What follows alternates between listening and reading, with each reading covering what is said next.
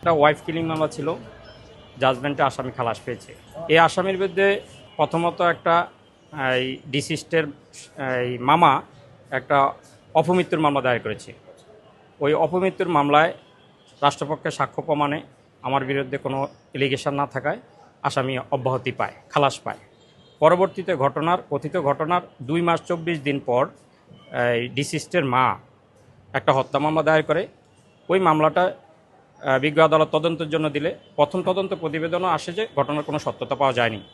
পরবর্তীতে সিআইডিতে প্রেরণের পর সিআইডি একতরফাভাবে বাদীনির পক্ষে একটি প্রতিবেদন দেয়। ওই প্রতিবেদনের মধ্যে অনেক কন্ট্রাডিক্টরি বক্তব্য ছিল বাদীনির আর্জির সাথে।